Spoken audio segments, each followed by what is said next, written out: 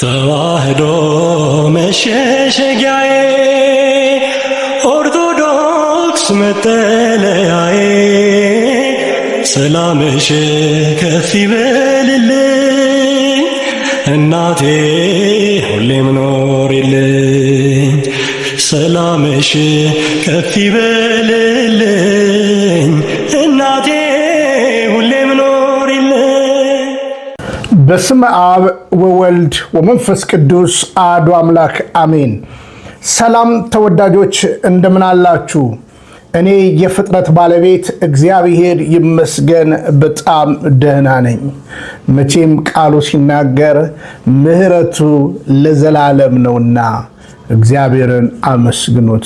እግዚአብሔርን በምን እናመስግነው? በሁሉ ነገር አመስግኑት። በማጣት በማግኘት በሐዘን በደስታ በፈተና በሁሉ ነገር እግዚአብሔርን አመስግኑ። ዛሬ በተለያየ ፈተና ውስጥ ላላችሁ እህት ወንድሞቼ መልእክቴ ይሄ ነው። እግዚአብሔርን አመስግኑ። ምክንያቱም መጽሐፍ ሲናገር በምስጋና ድል አለ ይላል። ስለዚህ የምስጋና ሰዎች እንሁን። ዛሬ እንግዲህ ተወዳጆች በሶስት አንኳር ሐሳቦች ላይ እመጣለሁ። እነዚህ ሐሳቦችን በንጹህ ሕሊና እንድትሰሙኝ በፍጹም ትሕትና እናገራለሁ።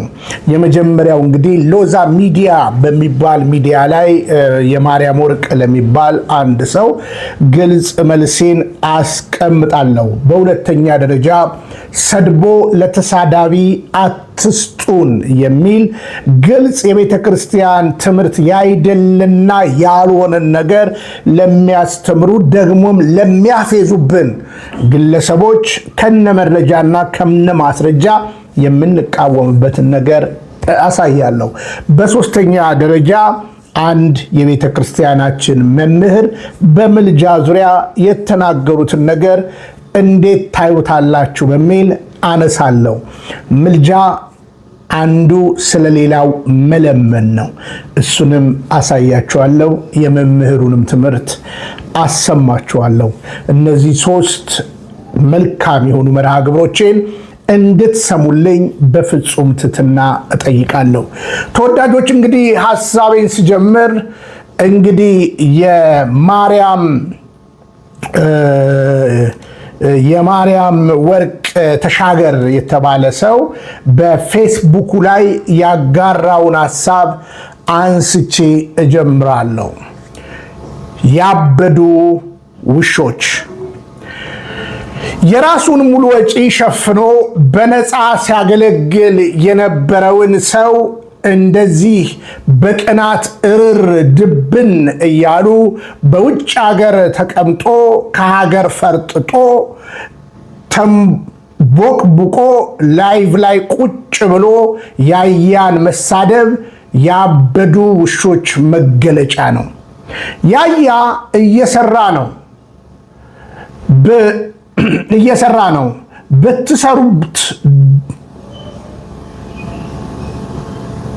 ብትሰብሩት ድሮ ትሰብሩት ነበረ።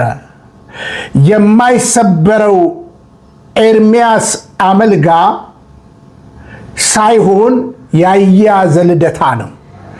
ቢያጠፋ ቢያለማ ከሀገር ሳይፈረጥጥ ሀገሩ ላይ ሆኖ ነው። ፈሪ ጀግናን ለመናገር ቢያንስ ትንሽ ሞራል ያስፈልገዋል። እናንተ ያያን የምትሰድቡ ግመል የሚያህል ኃጢአት ተሸክማችሁ መርፌ የምታህል ስህተትን የምትፈልጉ ግብዞች መሆናችሁን ስነግራችሁ በድፍረት ነው። መናፍቃንና ፈሪዎች ልክ እንዳበዱ ውሾች ናቸው። ያበዱ ውሾች ያገኙትን ይናከሳሉ። ደስ የሚለው ላበዱ ውሾች ጥርሱን እንጂ ልቡን የሚሰጥ ኢትዮጵያዊ የለም። በያያ ላይ ከምትቀና በራስ ድክመት ቅናበት ብሎ እንግዲህ አቶ የማርያም ወርቅ ተሻገር እንዲህ አይነት ጽሑፍ ጽፏል። ይሄ ጽሑፍ ቀጥታ ያው እሱም ያውቃል እኔን ለመንካት ነው። በመጀመሪያ ደረጃ እኔ አንተ ሰውዬ እኔ አንተን እንደ ቅድስት ቤተክርስቲያን ልጅ የማይበት ነገር ምንድነው ብትለኝ ማሽቃበጥ በሚል ነው። ማሽቃበጥ ምክንያቱም ሚዲያ ላይ እንዳንተ ፈሪ አይቻላቅም።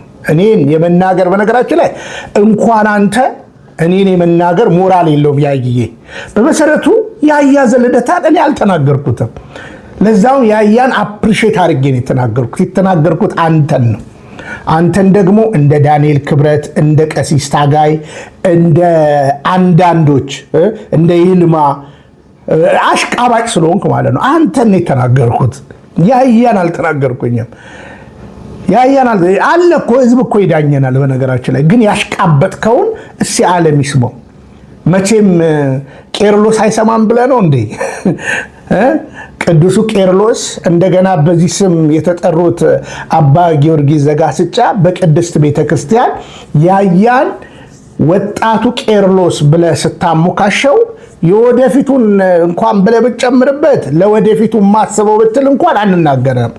ነገር ግን ያያ ዘልደታ ብለህ ታላቁን ቄርሎስን አንስተ ከዛ በኋላ ወጣቱ ቄርሎስ ብለህ ስታሽቃብጥ ልታስመታው እንደሆነ ስላሰበን ነው ያያን ነው ፕሮቴክት ያደረግነው።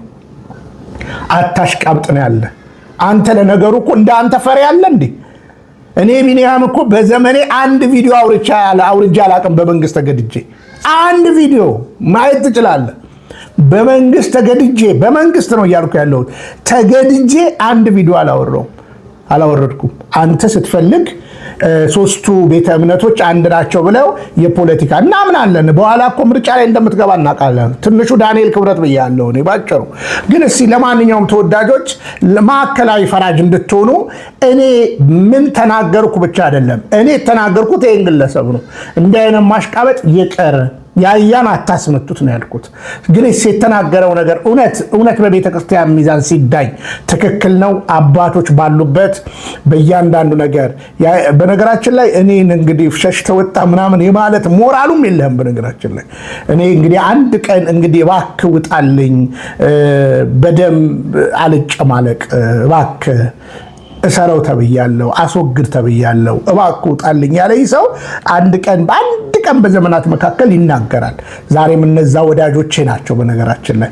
ከዛ በተረፈ እንዳንተ ቦቅቧቃ አይደለሁም እኔ ፊልም በዛው ቁጭ ብዬ ቪዲዮ ማወርድ ማለት አሁን በቅርብ ቀን በአባ ሕፃን አናውቅም እንዴ? ፈሪ እኮ ነህ አንተ። እናንተ ለፍራንክ ነው የተከተላችኋት ኦርቶዶክስን። ግን እስኪ የዛን ቀን እንዲያሽቃበጥከውን ህዝቡ ይስማና ይዳኘን። ይሄን ስትሰሙ ኦርቶዶክሳውያን ከሞቃችሁ አዝናለሁ። ግን ያዩን አልተናገርንም። ያያን ከአንተ በላይ ነው ወደዋለሁ፣ ወዳጄ ነው። ያያን ግን ልታስመታው ነው። ናሲ ቄርሎስ ተብሎ አሁን ለሙግት እንዲጠራ ነው። እንግዲህ የቄርሎስን ታሪክ ራሱ እኮ አታውቀውም አንተ። ምን እንደተወያየና ምን በትውልዱ መካከል እንዳስቀመጠ በሶስተኛው ጉባኤ ጀምረ የቄርሎስን ታሪክ አጥና። ስለዚህ ያያን በዚያ ያከል ስታሞጋግሰው ያያን ልታስመታው እንደሆነ ስለገባኝ ነው። አለቀ። ከዛ በተረፈ አንተ ታስረህ ታውቃለህ። የምወደው የማከብረው ወንድሜ ነው። በእስሬ ያላፈርክብኝ ብዬ ነው ሁሌ የምናገረው። በእስሬ ካላፈሩብኝ ወንድሞቼ አንዱ ያዩ ነው። አሁንም ወዳጄ ነው። አሁንም እንዲያርግ ስለው የሚታዘዘኝ ነው። መልካም ሰው ነው። በነገራችን ላይ ያያን ግን ልታስመታው ነው። ከጀርባ አንተ አጭበርባሪ ነህ ብዬ አንተን ነው የተናገርኩት። አለ እኮ ቪዲዮ በነገራችን ላይ። ለማንኛውም እስኪ ያሽቃበጠበትን ላሳያችሁ። ለዛውም በጎንደር ሀገር ሊቃውንቶቹ ባሉበት ጳጳሳት ባሉበት እና ጳጳሳቶችም ሃይ ብትሉ ኖ ብትሉ ጥሩ ነው። አንዳንድ ሰዎች እንደዛ ቋም አደረጉ ጥሩ ነው። ለዛውም ይሄ ፈሪ ማለት ነው። ስሙት። ሁሌ እንደተወቀሰ፣ ሁሌ እንደተሰደበ፣ ሁሌ እንደተሳደደ ከ6 ከ7 ጊዜ በላይ የታሰረ የእመቤታችን የቅድስት ድንግል ማርያም ወዳጅ የመናፍቃን መዶሻ ወጣቱ ቄርሎስ የምንለው ጎንደርን በተለየ ሁኔታ የሚወድ መናፍቃን አጥብቀው የሚጠሉት ያያ ዘልደታ እናቱ ናት በዓታ የተባለለት ድንቅ ወንድማችን ነው።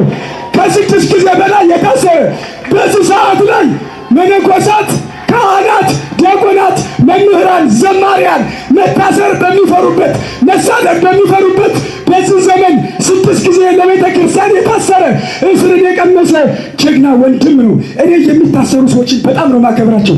መታሰርን ስለሚፈሩ ነው ዛሬ አባቶቻችን ይህ ሁሉ መከራ በእኛ ላይ በኦርቶዶክስ ላይ እንዲደርስ ያደረጉ።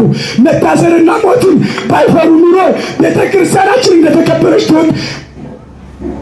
እንግዲህ ይህ ሰው 2 ነገር ነው የሰራው። ያያን አሞግሶ ከቄርሎስ ጋር አነጻጽሮ አባቶችን ደግሞ አኮንስሶ ነው የተናገረው እዛ ቦታ ላይ። እኔ ለአንዱን ልንገር፣ ያያን አልተናገርንም፣ አንተን የተናገርነው አሽቃባጭ ብለን አንተን ነው የተናገርነው። ለምን ከያያ ጋር ታያይዘዋል? አንተን ነው አሽቃባጭ። ምክንያቱም ያያ የማምላክ ወዳጅ፣ አዎ የማምላክ ወዳጅ ነው። መናፍቃን የሚጠሉት፣ አዎ መናፍቃን የሚጠሉት ነው። ወጣቱ ቂርሎስ ግን አይደለም ያያ ያልኩቴን። አሁን በቅርብ ቀን አሽቃብጠ መጋቢ ኢንጂነር ተብሎ ሴቶች የጨፈጨፈ ሲያዋርድ የነበረውን ሰው ተረሳ። ስለዚህ አንተ መጽሐፍ ከተሸጠል፣ ቅራቅንቦ ከተሸጠል፣ እንደዚህ ካሽቃበጥክ መድረክ መሪ ሆነ ሌላ ምን ስራ አለ? ከዛ ሚዲያ ነው። እንቀጥላለን፣ በነገራችን ላይ እንቀጥላለን። የምናወጣው ብዙ ነገር አለ።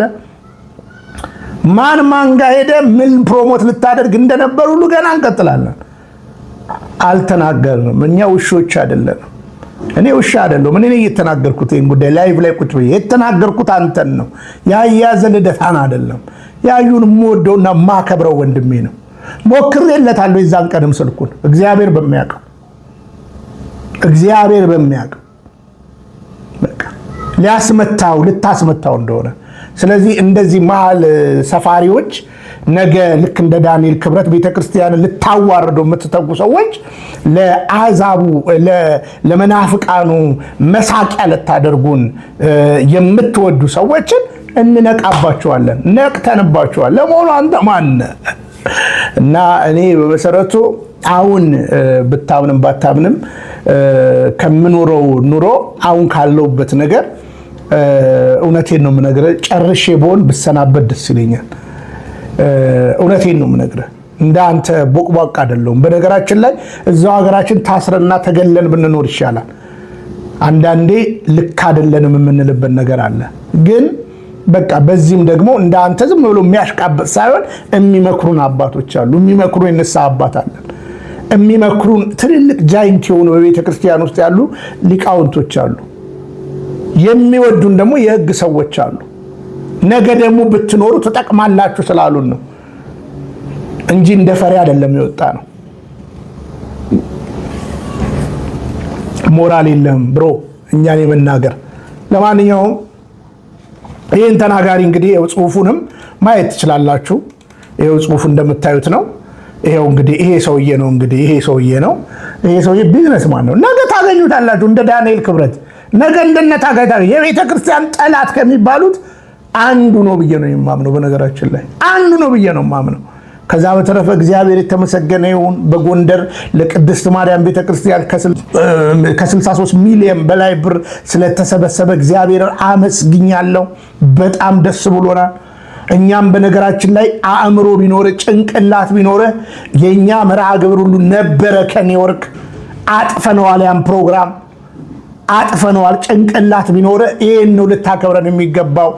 ከአባቶች ጋር ተነጋግሮ ታጥፏል ያ ፕሮግራም የኛ። ለምን ጎንደር ላይ ቅድሚያ ይሁን ተብሎ አስተሳሰብ ጥሩ ቢሆን ማለት ነው።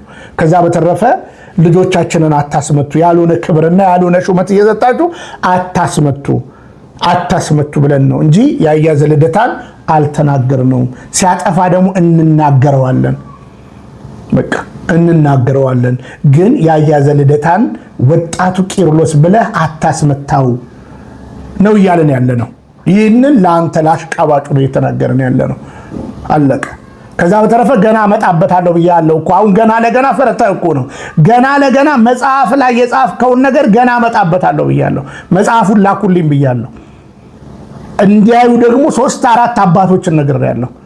የጻፍከው ጽሁፍ ቤተክርስቲያንን የሚያስመታ እንደሆነ እንደ ሌሎች ቤተ እምነት እኩል ልታረጋት እንዳሰብክ ታሪክን እንዳዛባ ሁሉ አውቃለሁ። በነገራችን ላይ ግን እንንቀሰው ብለን ነው። አለቀ።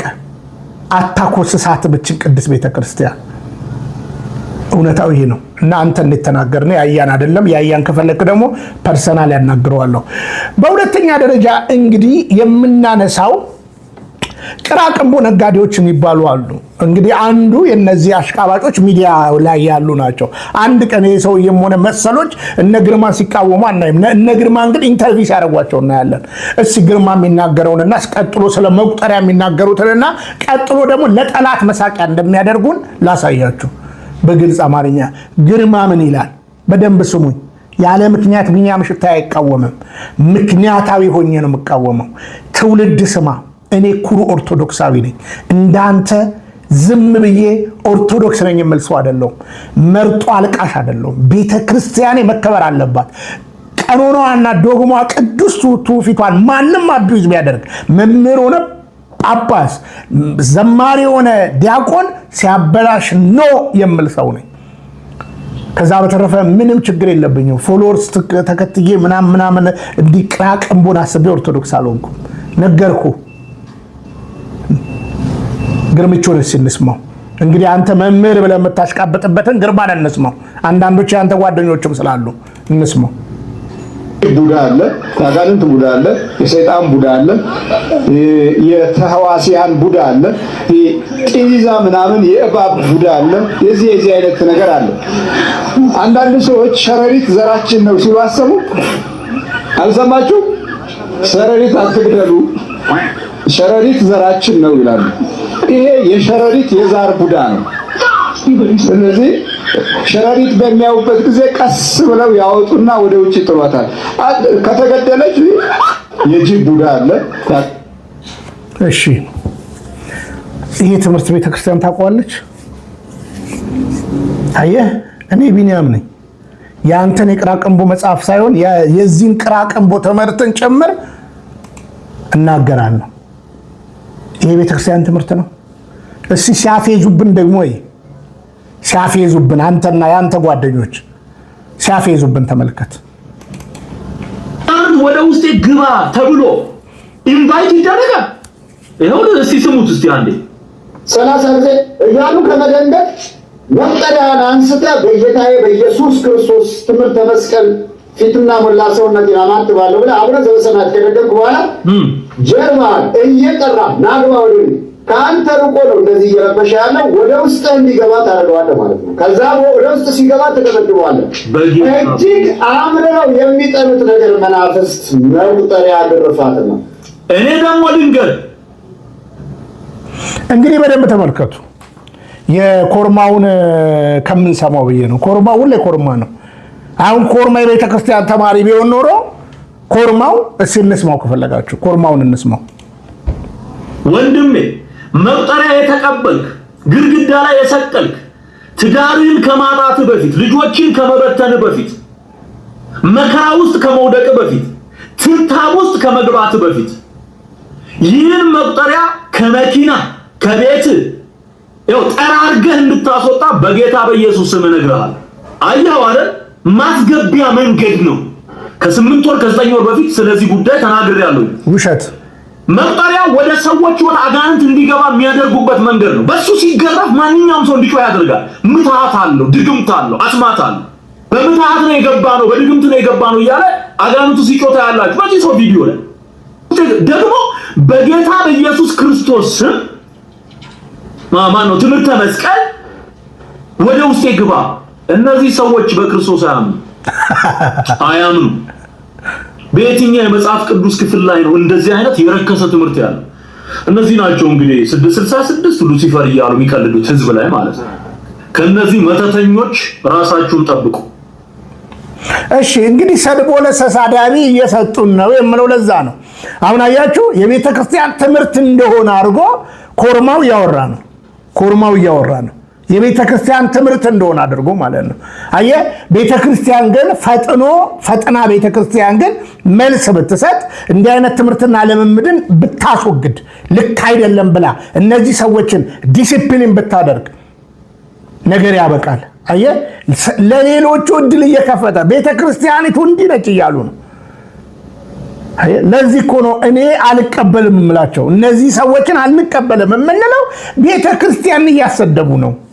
አንድ የሚዲያ ሰው ይልቁኑ ስትሰሩላቸው ነው የማየው እንጂ አንድ የሚዲያ ሰው አንድ ሶሻል ሚዲያ ያላችሁ ራሱ እነዚህ ሰዎች ስትኮንኑ አይታችሁ ታውቃላችሁ? አትኮንኗቸው።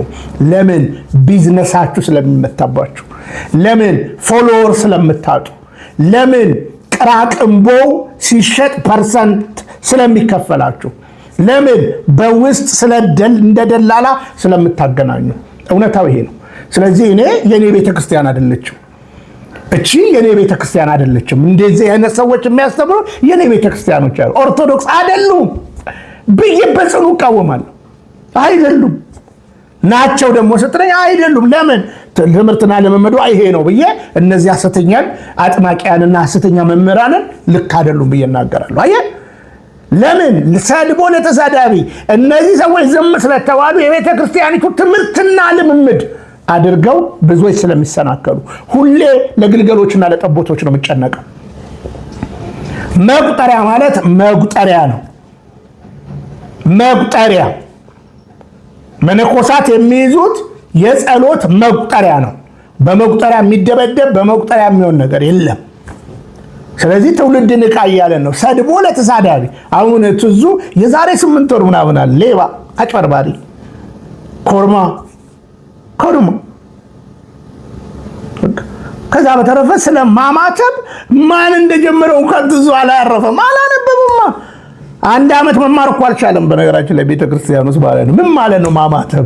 በነገራችን ላይ ማማተብን በተመለከተ እውነት ለመናገር ትዙ መካነ ኢየሱሶች እኮ ያማትባሉ። በነገራችን ላይ መካነ ኢየሱሶች እኮ ያማትባሉ። እንደኛ እንደዚህ ሳይሆን እኛ እንዲህ ነው የምንለው። በነገራችን ላይ እንዲህ ነው የምንለው።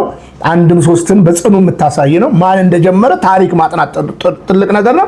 ግን መካነ ኢየሱሶችም እኮ እንዲሁ ላይ ያማትባሉ እና በቅርብ ቀን የመካነ ኢየሱስን ስብሰባ ማየት ትልቅ ነገር ነው። ስለዚህ ምንድነው አንተም እንደነዚህ ነበርክ ባጭር አማርኛ። እነዚህም አሁን ከአንተ ጋር ነው ሄደው የሚቀላቀሉት ሲመቱ ማለት ነው። ቤተክርስቲያን ግን ነቅታ ውሳኔ መስጠት አለባት የምንለው በዛ ነው። ሰድቦ ለተሳዳቢ እንዳይሰጡን። ተወዳጆች እንግዲህ በስተመጨረሻ ምልጃ ማለት አንዱ የቃሉ ትርጉም በመዝገበ ቃላታችን ላይ ግልጽ እንደተቀመጠው አንዱ ለሌላው መለመን ማለት ነው። አንዱ ለሌላው መለመን፣ አንዱ ስለሌላው መለመን የሚል ነው። እንግዲህ ይህ የምልጃ ቃል በጢሞቴዎስ ተጽፏል። አብርሃም ህይወት፣ በኢዮብ ህይወት በግልጽ አማርኛ ስለ ሰው ሁሉ ብሎ ነው ሐዋርያው ቅዱስ ጳውሎስ በጢሞቴዎስ መልእክቱ ላይ የሚናገረው። ስለዚህ ምልጃ ማለት አንዱ ስለሌላው መለመን ማለት ነው። በዚህ አጋጣሚ እንግዲህ መምህራችን ምን አሉ፣ ምን ተናገሩ እንስማ። ከዛ በኋላ የመምህራችንን ትምህርት እንዴት ታዩታላችሁ የሚለውን ነገር መልሼ እናገራለሁ። እስቲ ወደ መምህር ዲያቆን ሄኖክ ኃይሌ እንምጣ። እኛ ኃጢአተኞች ወደ ጻድቃን ሄደን አማልዱን ብለን እንድንለምን ይፈልጋል። በምን አወቅን? በመጽሐፍ ቅዱስ ነው። በምን እናውቃለን? ኦሪት ዘፍጥረት ምዕራፍ 20 ላይ ልውሰዳችሁ። ታላቁ አባታችን አብርሃም ጻድቁ አብርሃም የእግዚአብሔር ወዳጅ ነው። ሚስቱም እንደዚሁ ለእግዚአብሔር የታመነች ነች። አብርሃምና ሳራ እያልን የምናመሰግናቸው ናቸው። አብርሃም ሚስቱን ሳራን ይዞ ጌራራ ወደምትባል ሀገር ሄደ። በሄደ ጊዜ ሳራ እጅግ በጣም መልካም ስለሆነች እሷን ፈልገው እሱን እንዳይገሉት ፈራ። ስለዚህ ሳራን ሚስቴ ናት በማለት ፈንታ እህቴ ናት አለ። እህቴ ናት አለ። የፈራ አልቀረም። የጌራራ ንጉሥ አቤሜሌክ ሳራን ባየ ጊዜ ልቡ በዝሙት ጦር ተነደፈ። ይችን ሴትማ አገባታለሁ ብሎ ዛተ። አስመጣት። ድንኳን አስጥሎ ደንገጥሮች መድቦ አልብሷት፣ ጠቧት፣ አስጊጧት ነገ አገባታለሁ። ምስኪን አብርሃም አይኑ እያየ ሚስቱ ሳራ ንጉሥ ልታገባ ነው። ከኔ ጋር ነች። ያን ቀን ሌሊት እግዚአብሔር ለጌራራ ንጉሥ ለአቤሜሌክ ተገለጠለት ይላል። በህልም ተገለጠለት። እንዳትነካት አለ። የነቢይ ሚስት ናት፣ ጫፏን እንዳትነካት። ኧረ ጌታዬ እኔ ሚስቱ መሆኗን አላውቅም፣ እኔ እህቱ ነው የመሰለችኛል እኮ። ስላላወቅማ ነው የምነግርህ። ብታውቅማ ቀጣ ነበር። በደሬ መጥቶት ልብ አድርጉ፣ ሰውነቱ ሁሉ አባበጠ። እንዳትነካት፣ ነገ ወስደህ መልስለት።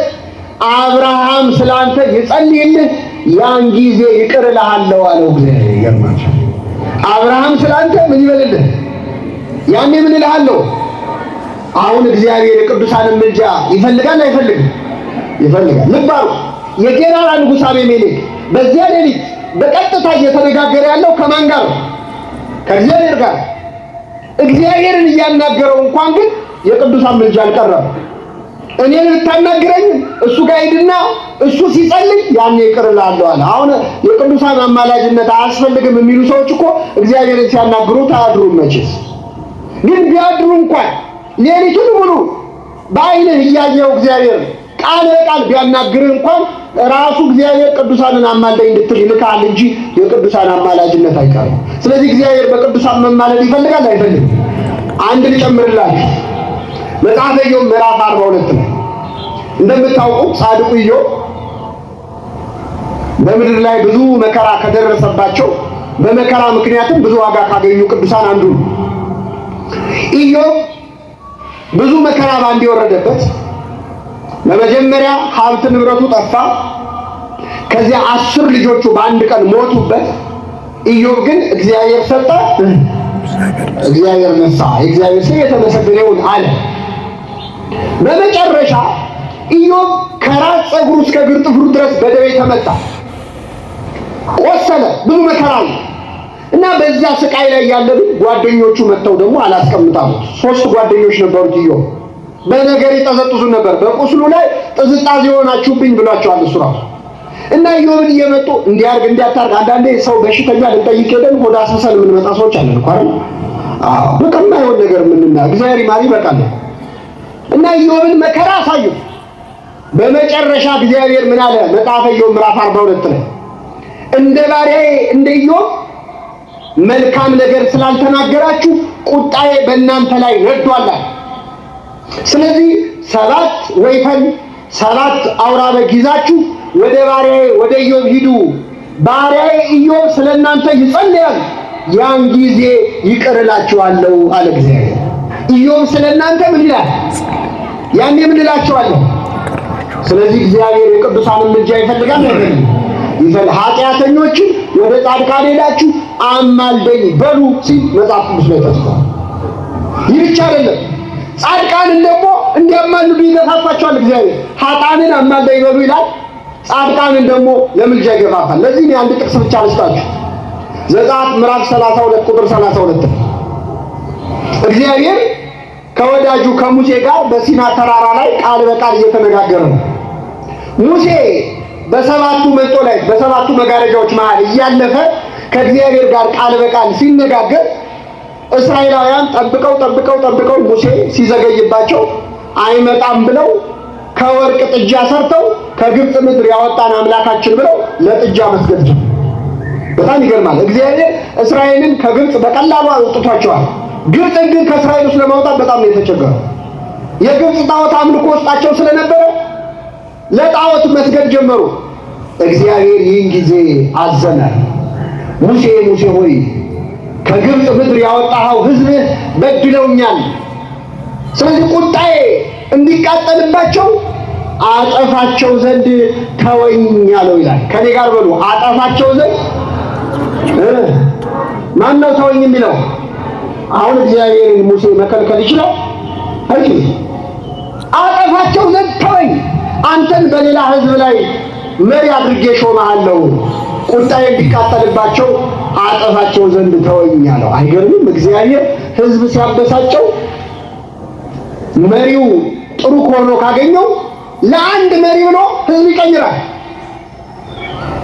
ለመሪ ብሎ ሕዝብ ይቀይራል።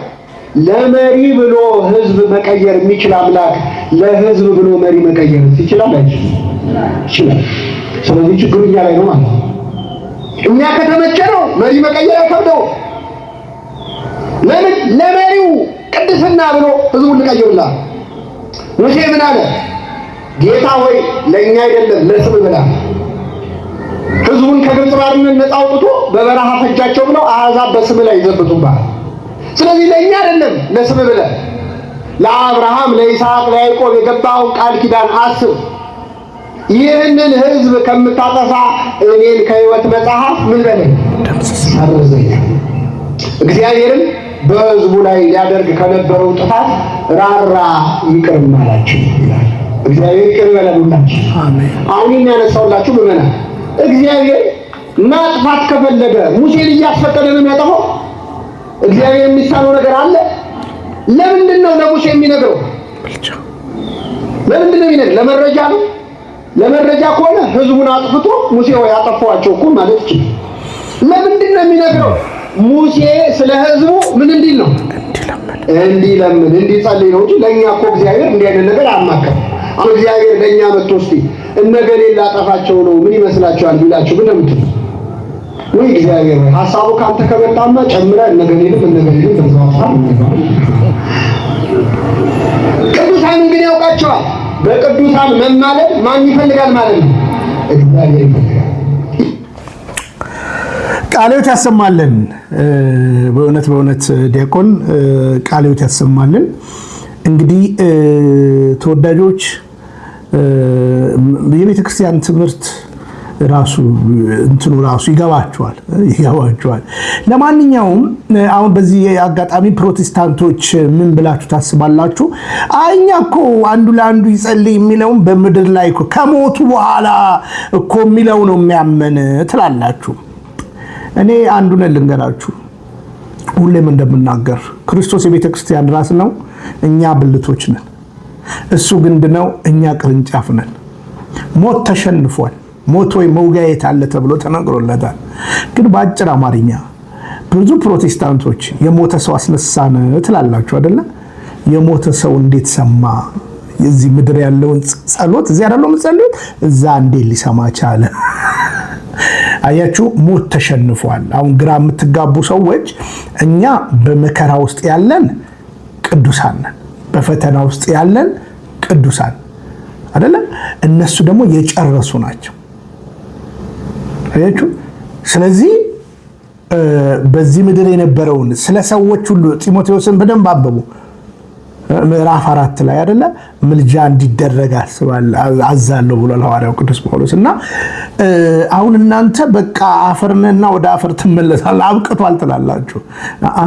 እኛ በነገራችን ላይ ይሄ ስጋ ያርፋል፣ ነገር ግን እኛ በአጸደ ነፍስ ቅዱሳን አሉ።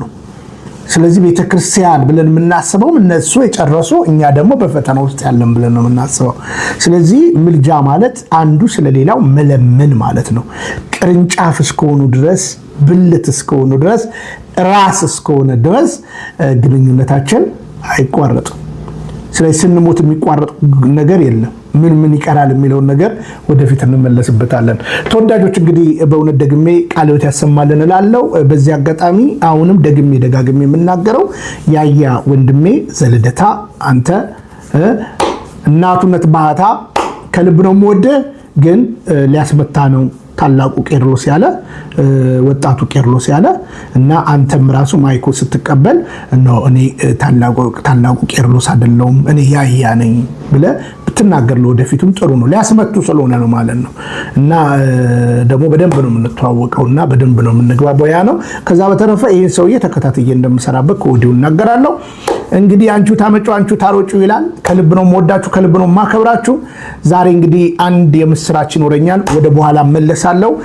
ከዛ በተረፈ አንዳንድ የቅዱስ ሲኖዶስ ስብሰባ እንግዲህ ከመጀመሩ በፊት በቅዱስ ቤተክርስቲያን የሚደረጉ ስብሰባዎች አሉ። ኦሬዲ ስብሰባ ያንን የሚያማክል ነው። የተለያዩ ሪፖርቶች እየተሰሙ ነው። አባታችን አቡነ ሳውሪዮስም ስብሰባውን ቀነስ አድርገን ሽርሽር እንዙር አዱ የሰራቸውን ፓርኮችን ምናምን ብለዋቸዋል። እና እዩ እኔ እንግዲህ ስንት ጉዳይ ያለ እንደ ፓርክ የምታዩበት ጊዜ ከተረፋችሁ ጥሩ ነው። እነ ግርማን ሳታስተግሱ አንዳንዶችን አደብ ሳታስገዙ እንደው ሽርሽር ያዳነች አቤቤ የአራጁ መንግስት ዛሬም የሚያርደውን የሚገለውን ቤተክርስቲያንን ሊያጠፋ የሚዳዳውን የቀለም ቅብና የኮብልስቶን ድርደራን እንጎብኝ። ስብሰባችንን መንፈሳዊ ስብሰባ ከሩቅ ሀገር ስለመጣችሁ አዲስ አበባ ኒውዮርክ ሆናለች፣ አዲስ አበባ አውሮፓ ሆናለች ይላሉ አቡነ ሳዊሮስ ማለት ነው። አባታችን ባይቀልዱ ጥሩ ነው። እኔ በእውነት ወዶታለሁ፣ አክብሮታለሁ። ቡራኪው ይድረሰኝ። እርሱ ራሱ ትተው ወደ ገዳም ቢገቡ ጥሩ ነው። አይመጡንም። በቃ ለአስተዳደራዊ ነገርም አሁን እንደምናየው ለቤተ ክርስቲያን የማስከበር ጉዳይ አይመጡንም። እኔ ይቅርታ አድርጉልኝ። እንደ እውነት ለመናገር ቤተ ክርስቲያን የሰራቸውን ደብር እንጎብኝ ይባላል እንጂ እንደው የሆነውን ነገር እስቲ መነኮሳቱን እውነት እርሶ እውነት የቤተ ክርስቲያን አባት ቢሆኑ ኖሮ አባታችን እስቲ እንሂድ ዙቃላ አቦ እንሂድ ሻሸመኔ አትሄዱም እንጂ እንሂድ ሻሸመኔ ሰማዕታቶቹ ጋር እንሂድ አርሲ ሰማዕታቶቹ ጋር እንሂድ ዙቃላ አቦ ትላንትና ዙቃ አቦ ነበር አይደል? ተሰብስባችሁ እዛ ይኬዳል እንጂ የዚህ የመብራትና የድንጋይ ጋጋታ የብልጽግናን የካድሬን ነገር ለማስተጋባት እኔ አፍራለሁ። በእውነት ለመናገር ለእርሶን ይጨነቃሉ። አባታችን እንዴት እንደምወዶት በውስጥ ጽፌሎታለሁ አይደለ? የሚጠላ ልብ የለኝም። ስራውና ንግግሩ ግን ፖለቲካዊ ስለሆነ እኔ ቤተክርስቲያንን ሊያጋቧት ከፖለቲካ ጋር ስላሰቡ ነፍሴ ይጠየፋል። የእርሶን መንገድ ባጭር ምነግሮት፣ ይህ ማለት የእርሶን ክብር ማዋረድ አይደለም፣ እርሶ ከተናገሩት ነው። እና አዲስ አበባን እንጎብኝ። በነገራችን ላይ ሰማዕታቶቹን ሄዳችሁ አትጎበኙም? ዙቃላ አቦ አትጎበኙም? አርሲ በቀር ወር አይሞላውም አትጎበኙም? ጎንደር ይርቃችኋል ብዬ ነው። የተሰዉ እዛም አሉ፣ ይርቋችኋል ብዬ ነው። ሻሸመኔ እውነት ለመናገር አትሄዱም? ሰማዕታቶቹ ጋር አዲስ አበባን እንጎብኝ። ከዛ በኋላ ምንድነው አድጌ ይሰራራቸው ለምርጫ ቅስቀሳ፣ ለዛውም እንደው አቡነ ሳዊሮስ ምርጫ ቅስቀሳ ጀመሩ ብለን ነው የምንሰራው። እና አደም መግዛት ትልቅ ነገር ነው። ከዛ በተረፈ ምንም በሉን ምንም እንወዳችኋለን፣ እናከብራችኋለን። ስትሳሳቱ ተሳስታችኋል እንላለን። እኛ የቤተ ክርስቲያን ልጆች ነን፣ እናንተ አባቶች ናችሁ። አናሽቃብጥም። እኔ አላሽቃብጥም። ይህን ሁሉ ነገር ሰፈርም አደርገው የማንም ምናምንቴ መጥቶ የሚዘፍንብኝ ይሄ ሁሉን ነገር ማልፈው እኮ ለቅድስት ቤተክርስቲያን ለክርስትናዬ ብዬ ነው እንጂ ሸብለል ማለት እንደርሱ አላቃተኝም። እንደ ታጋይ ሸብለል ብዬ ቪኤቶቼን የኩድራ መኪና አንድ የምናምን ማድረግ አረጋት። ጀግና ከሆኑ ሁላችሁም ተሰብስባችሁ ዙቃላ አቦ ሄዱ። ጀግና ከሆናችሁ ሻሸመኔ ሄዱ። እንሂድ የሚለው አባት ወደ ገዳም ነው፣ ወደ ሸገር ፓርክ አይደለም። ምን ይሰራላችኋል? ዓለምን ጥላችሁ አይደል የመጣችሁት? ይህ ማስጠንቀቂያ ነው። እያንዳንዱ ቪዲዮ እያየሁት ቅዱስነታቸው የተናገሩትን ሰምቻለሁ። ቤተክርስቲያን ምጥ ላይ ነች፣ መከራ ላይ ነች፣ ፈተና ላይ ነች፣ ወጀብ ላይ ነች። አራጁ እያረደ ነው፣ እየገደለ ነው። እንደገና የአራጁን ግንባታ ሲንጎብኝ ልጆች እንደው ከተሰበሰበን ኢንጆይ እናድርግ ምናምን ይባላል። አይገርሞትም? ይህን ነገር ሲያደርጉን የሚሰማኝ ስሜት ምን እንደሆነ ታውቃለህ? እንግዲህ መነኮሳቱን ጳጳሳትን ናይት ክለብ እንደሄዱ ነው የማስበው፣ ይዘው እንደሄዱ። እውነታው ይሄ ነው። እንደገና አሁን እና ደግሞ የኦሮሞ ጠላት በለኝናና የኦሮሞ ጠላት ብለህ ዝፈንብኝ፣ አትሞቀኝም፣ አትበርደኝም። ማንም ከቅድስት ቤተክርስቲያን አይበልጥም። አየህ ነው አዲስ አበባ ተለውጣለች እና እንጎብኝ። ኧረ እኛም በእናንተ አያምርም። አቻ ዓለም አልተገባቻቸውም አይደለ እንደሚለው እንደሆነ ለመናገር በጣም እኮ ነው የሚያሳፍረው። ማስታወቂያ ይሰራል በታላቁ ስብሰባ ላይ። እኛ እኮ እኔ ራሴ የነበርኩባት ቤተክርስቲያን በአመት 2 ጊዜ እኮ ፓስተራል ኮንፈረንስ አለ። ከተለያየ ክልል ከ500 እስከ 600 ሰዎች ፓስተሮችን እንሰበስባለን። ሰብስበን እናሰለጥናለን፣ እናስተምራለን። ግን እንትን እንጎብኝ ምናምን አይባልም። ለዛውም አንዳንዶች ባካችሁ የገበያ ቀን ፈቀዱልን ይላሉ። ገበያ ሄደን እንደው ለልጆች ጥብቆ መንገዛበት ሩቅ ስለሆነ ሀገራቸው ማለት ነው። እና አባታችን መነኩሴን ለመነኩሳት ለመምህራኖች ስንት ያልተፈታ ነገር እያለ ጊዜን አጣቦ እንደዚህ አይነት የቱሪስት ነገር ማሰብ ልክ አይደለም። መልእክቴ ነው። ቀደምት ስላላነሳሁት በጣም የከበረ ይቅርታ ጠይቃለሁ። በማንኛውም የዛን ቀን ሰርቼበታለሁ። ከልብ ነው የምወዳችሁ፣ ከልብ ነው የማከብራችሁ። ማንም ቢናገር እንደ እግዚአብሔር ቃል ይናገር። እያንዳንዱ ትውልድ ያስተውል። ዋኖቻችንን ስንከተል በመልካም ምሳሌያቸው ሲያጠፉ ልክ አይደላችሁ ማለታችን መጥላታችን አይደለም። አሁንም አባቶቻችን መልካም ስብሰባ ቡራካችሁ ይደርብን። ይሁንና ግን እውነት ለመናገር ለቤተ ክርስቲያን ቁሙ መልእክቴ ነው። ለአሽቃባጩ መንግስት አታጎብድዱ ጽኑ ሙግቴ ነው። ብንያም ሽታዬ ነኝ፣ ፍቅረ ኢየሱስ ከስደት ሀገር ኡጋንዳ ካምፓላ። ኦርቶዶክስ ተዋህዶ ኩሩ እምነቴ፣ ኢትዮጵያዊነቴ ኩሩ ሀገሬ። ሁሌም የምል አንድ ስደተኛ። ሰላም እግዚአብሔር ከሁላችን ጋር ይሁን። ሰላም። ተዋህዶ መሸሸጊያዬ፣ ኦርቶዶክስ መጠለያዬ፣ ሰላምሽ ከፍ ይበልልኝ እናቴ ሁሌም ኖሪልኝ። ሰላምሽ ከፍ ይበልልኝ